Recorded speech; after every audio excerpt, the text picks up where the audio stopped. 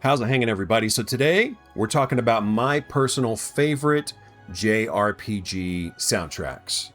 And this is coming from all over the timeline, going back to, well, the early days, at least like the CD-ROM days and the 16-bit days and stuff.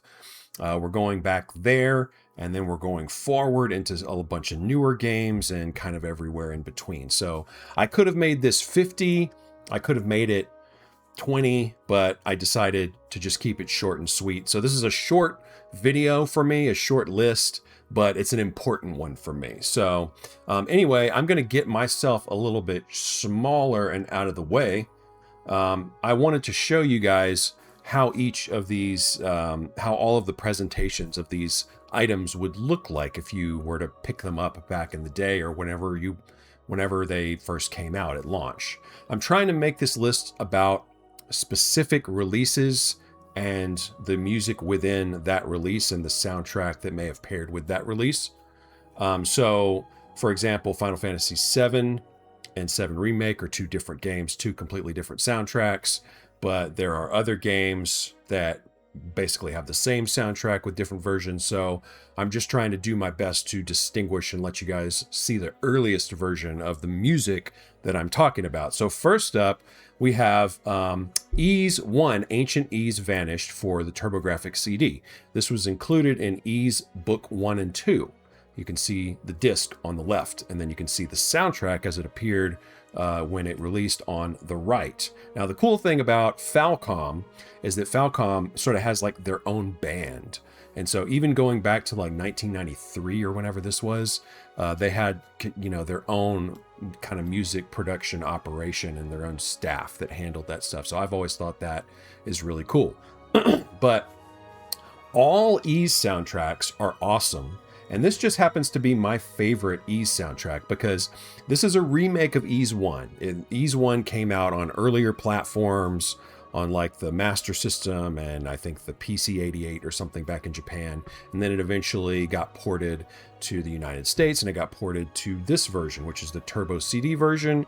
And this is a blend of the previous soundtrack, which is kind of like 8-bit sounding, as well as some new full production, full recording quality items. And this is so much fun because it's so cheesy, it's so anime, it's so over the top. It's like, Ys soundtracks are kind of like that midway point between like just fantasy nerd culture and hard rock and prog rock and like all of these little motifs of metal music. And they're still here today, and they're also present definitely back in like 93 or so. So just a fascinating kind of multimedia item that we have here with this particular version of Ys 1.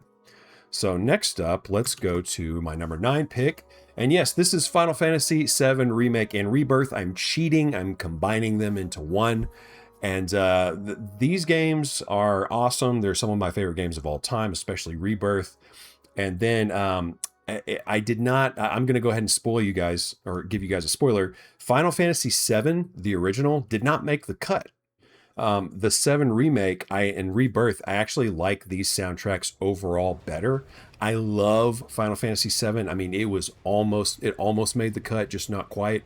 But when I look at just the overall like wealth of music that is here with these two releases, I mean, literally probably hundreds and hundreds of tracks across, more than a dozen CDs. And it's just an achievement. It's a huge collaborative effort. Obviously, the roots of this soundtrack were made by Nobuo Uematsu back in the day. He's still here. He's still credited, but we have lots of new people in the mix. We've also got like the Integrate soundtrack, which is kind of like an honorary mention, I guess. But I just think that, when you look at these games, what they did with the nostalgia of the original, and then they just added this like fantastic modern soundtrack that's like, it's technological when it needs to be, it's medieval when it needs to be, it's like a perfect balance of everything, and there's chocobo like bluegrass bangers, so what's not to like here, right? Next up, we have Dragon Quest XI S, and I want to make sure that you guys understand this is the S version of the game. It originally launched on the Switch 1, and it did have its own soundtrack. I think this soundtrack may have actually I don't want to misspeak here. This either came out the same time as the actual Dragon Quest XI S game, or maybe slightly before. This game features the full orchestrated version of these tracks from the original Dragon Quest XI, which came out a few years earlier on the PS4.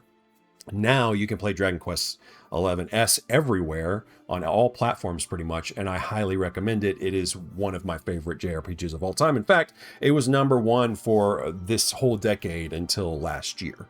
And we'll talk about what may have dethroned it. I bet you guys might be good at guessing, if you know what I mean. But anyway, basically my second favorite JRPG of all time, and a soundtrack that is very good, very traditional. Koichi Sugiyama, who was, I think at the time, like one of the oldest game developers in the business. He was a very old composer who was still actively composing and, doing new stuff and making new compositions. I think he's, slightly tweaking his work, maybe had some people helping him. But anyway, this is like a tour through all Dragon Quest games. I mean, if you like the Dragon Quest music, you're going to hear so many familiar themes and jingles here, and they're so perfectly done over the orchestrated version, and I really appreciate that they did that, and they didn't just leave the MIDI version like they did with the original version of Dragon Quest XI. Next up, we have Secret of Mana. So I made a video that was kind of adjacent to Secret of Mana a few days ago. You guys should go check it out. It's about this artwork that you're looking at.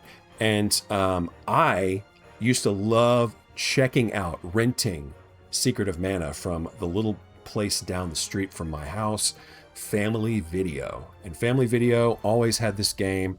Usually it was in stock, and I rented it a billion times. I've never owned this cartridge to date, but I think that this soundtrack absolutely hangs the moon. And now as an adult, I've played through the full game, and I can say, yeah, I mean, it's not like non-stop bangers, but the nostalgia and the effectiveness of using that SNES sound chip, back in the day. I mean, when you first start this game, the music that's playing in the marsh area where you first begin playing is called Into the Thick of It. I would highly recommend that you check it out, and check out the old version, not the new butchered version that they released in like 2018 or 16 or something. No, I would go reach back for the Super Nintendo version. Extremely good and imaginative, weird, strange composition, lots of arpeggiation. It's such a good and sort of enchanting song, and it fits that marsh, and it really just fits the feel of Mana with the kind of like eco fantasy vibe that it has. And I can't recommend this enough. It's one of the best, older soundtracks that I can think of. Next up, we have Chrono Cross. Now, for me, Chrono Cross, or sequel to Chrono Trigger, is a mid game. I didn't really enjoy Chrono Cross that much. I mean, I enjoyed plenty of things about it, but at the end of the day, what really stood out to me the most was the soundtrack, and it ended up being one of my all-time favorites. And I think that this soundtrack is just incredible. Like it's one of those where I won't like Secret of Mana. It's not like a track for track thing where I enjoy and like return to every single track, but I return to enough of them. And there's one similarly to Secret of Mana. When you first play the game, you go through this dream sequence, and then you wake up in Arnie Village. And the music playing in Arnie Village in that first moments of the game just absolutely transports me to that first playthrough and the state of mind I was in and the vibe. And it's like that peaceful island music with like kind of a tropical feel. And that's definitely the best. That track alone could just make this list as its own album. But there's other good stuff too. So for me, very nostalgic one, very personal pick here. But I love the Chrono Cross soundtrack, and I love what Yasunori Mitsuda returned to the Chrono series to do here. Next up, we have Chained Echoes. I think the guy's name is pronounced Eddie Marianucro, I believe. But apologies, Eddie, if I butchered that. But this is, I guess, the first Western-made game on the list. still an RPG in my opinion, because it does the genre. It just is not made in the region of Japan, but it still does everything else that it needs to be. Not all sushi has to be made in Japan, and not all JRPGs have to be developed in Japan, if that makes any sense. But so anyway, Chained Echoes, one of my favorite games of all time, one of my favorite RPGs of all time. I've talked about it on this channel a bunch of times. I can't recommend it enough. It's an indie game that does something that no indie game has done before. It uses old school pixel art, if you can believe it. I know, it's unbelievable, right? We've never had a pixel indie game before. I'm kidding, of course, but Chained Echoes is basically a AAA game in pixel skin, if that makes any sense. It's just the scope of the game, the scope of the story, the uniqueness of the combat, and the quality of the soundtrack, all made by one guy. And it's just like, I can't believe one person churned out these dozens and dozens and dozens of tracks that make up this soundtrack. And beyond that, he also did soundtrack to the whole DLC. That could easily probably have made the list too. But I think that when you look at all of the Chained Echoes music together, I had to include it here, and I had to put it pretty high up. It's just, as far as the direction of the soundtrack, it's a very good, like a lot of these soundtracks kind of do a little bit of everything. They have to have, a jazzy, nightclub theme, and they have to have a peaceful, tranquil town theme, and they have to have a bunch of boss themes, and they all sort of follow that format, but this just gets it right. And it just so many earwormy things that I remember from this soundtrack. And I would say this is probably a soundtrack that I return to one of the most out of any on this list, even some of the higher up ones. But next up, we're going to go to number 4, and we have Final Fantasy VI. Now, I am doing this for the Pixel remaster of Final Fantasy VI. No disrespect to the original, but for me, the remastered music, it's not remastered, it's remade from the ground up music of Final Fantasy VI is peak Uematsu. And really, this could apply to like all of the Final Fantasy Pixel remasters, but I feel like 6 in particular is really where my heart is with those first 6 games, so it makes sense that it would make the cut here. Uematsu, this is, I think, some of his best work, some of his most probably iconic work, and there's so much good stuff happening. Again, it's just a very quality JRPG soundtrack that does a little bit of everything. It's medieval when it needs to be, it's tranquil when it needs to be, it's feisty when it needs to be. It shows us all these different angles, and it's a very long soundtrack from what I remember. And you can't pick it up on CD. There's a lot of CDs on this list, if you haven't noticed. I guess Japan loves CDs, after all, even today, as we're starting to see with some of these newer entries. Next up, Expedition 33. Yeah, this one was going to make it, and it was going to make it to nearly the top. The top 3 here are kind of sort of a toss-up sometimes, but yeah, this game launched on multi-platforms. I played it first on the Xbox, so that's what I've shown you here. And yeah, this soundtrack is another one of those just incredible feats for a small number of people to have put together. Lorian, the guy that is kind of the brains behind everything, did an incredible job of putting all of this together. And he was found by the team, the developer team. They found him on SoundCloud, and now look at him. Now he's on the stage at the Game Awards.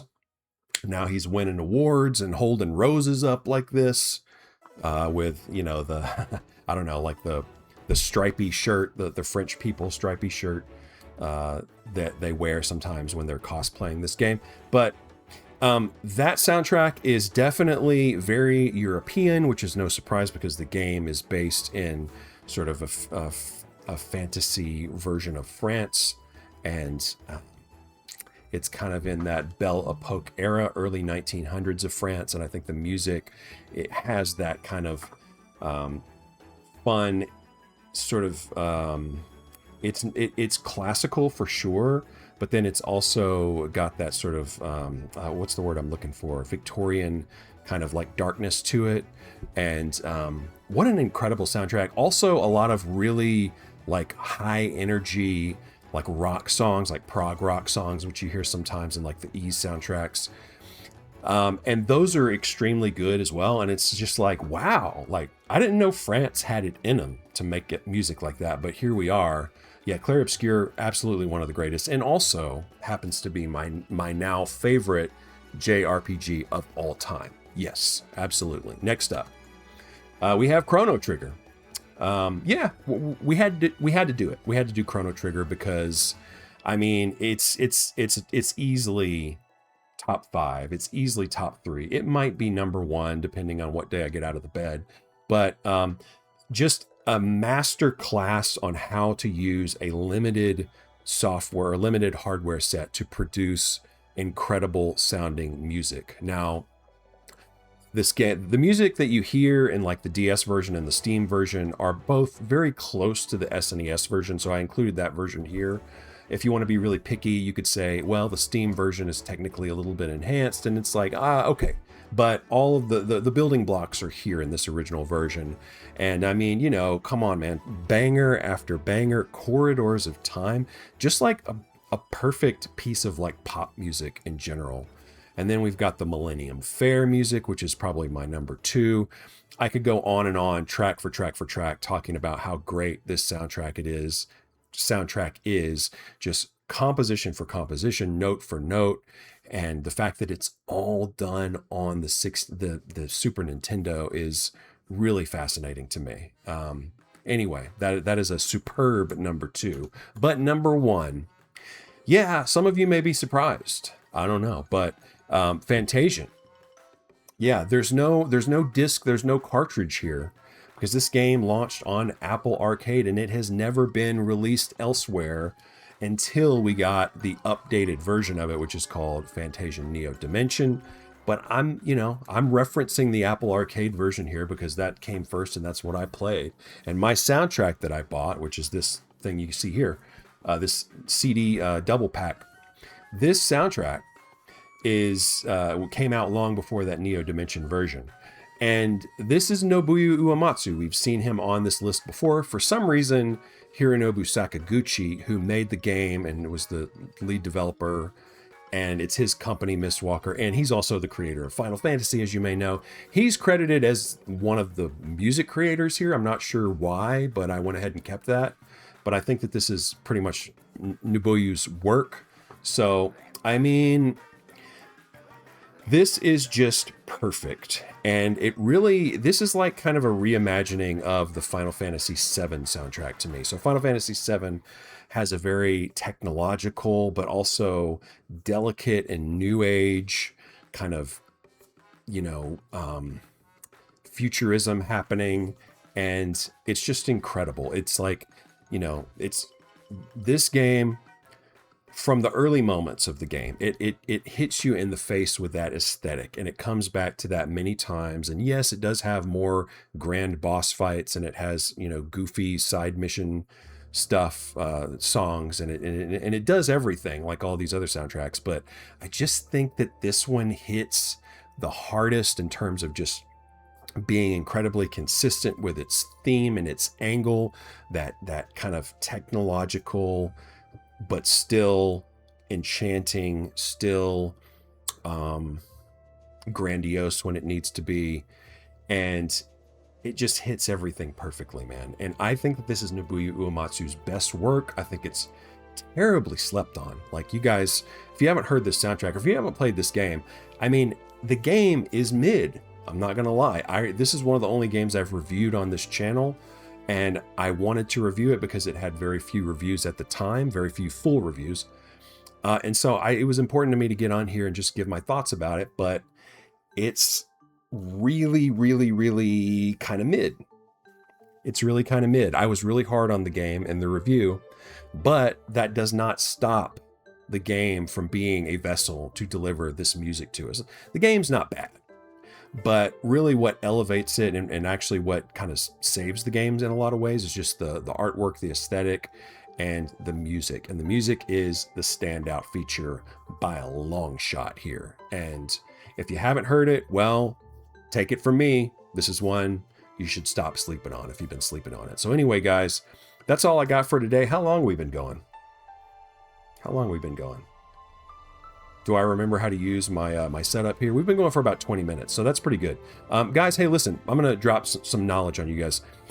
I have a backlogged. I don't know if you know what backlog is, but if you want to check out some of the games that I've been playing, I usually will try to finish a game and write a review on Backlogged. Backlogged is basically just a community review site, kind of like Goodreads, but for video games, and I use it all the time. I'm really more consistent there than I am here on YouTube. So I'm going to link to my Backlogged here in the video description, and let me know if I missed anything. I would really like to know what is the one thing that you would put in this list that I missed.